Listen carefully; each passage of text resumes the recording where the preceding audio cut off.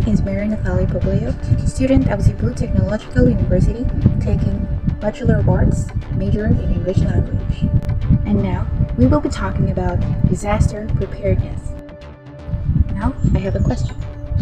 What do you think is the reason why we need to prepare for any calamities or disaster? We need to prepare because once we are prepared, lives can be saved and can help prevent and reduce the impacts of any disasters or calamity. We have the list of things that we're going to prepare in case of any disaster or calamity. First is food. Second is water.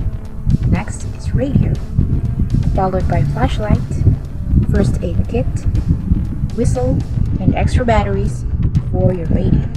For foods, store foods that have long storage life, that require little cooking, or it would be best if it doesn't need to be cooked and no need to refrigerate. Is water. Water is very important because, based on my research, it is said that a person can survive weeks without food, depending on their body composition, environment, and sex. Meanwhile, the human body can only survive 2 to 4 days without water. So water is very important, so don't forget water. Next is radio. Now, what is the use of radio? Radio can be used so that we will be updated by the news. Next is flashlight. Flashlight is also important because during calamity, there might be power outage where the electrical power goes out unexpectedly. Next is first aid kit. First aid kit is very important because according to MFASCO Health and Safety, having one ready provides temporary aid until you can get help. No kit means no immediate help. Precious time to respond can mean further injury, life, or death. Small injuries can become big injuries. The longer you wait for the treatment, the more severe your injury can become. Next is extra batteries. Extra batteries are important for you and for your radio. And also, you can use these batteries for any other power devices that you might have, like flashlight. Next is whistle. According to FEMA, whistle can help you signal for help if you are stranded and need search and rescue to hear you. And now you already know the things to prepare in case of any calamity or disaster. Next is let us know what to do before, during, and after calamity like typhoon. So before typhoon, first is have a disaster plan, followed by you must know where to evacuate. Third, have enough food and water for at least 3 days, including a first aid kit.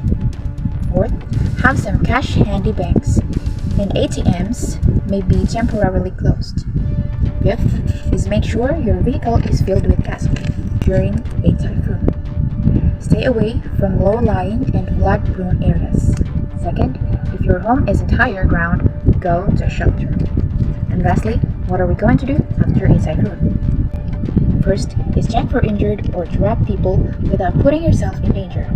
Second, don't drink tap water until officials says it's safe to do so.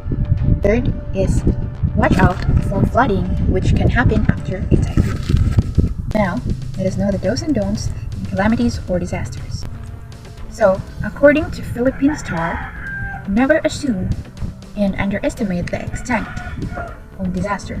Like, for example, you're going to say the flood will never reach the second floor, or you're going to say that the fire is too far away from my home, or also you're going to say that the typhoon is only signal number 2.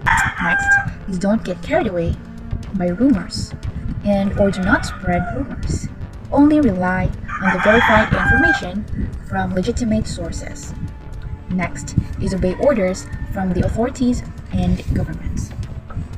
Next is when disaster strikes, don't panic and stay calm. Lastly, lives and safety should be prioritized above anything else. Don't worry about material possessions, which can be replaced, however valuable they may be. So we must be prepared all the time. Stay calm, have presence of mind, and don't panic. That's all for this video. I hope you learned something. Keep safe, everyone, and God bless.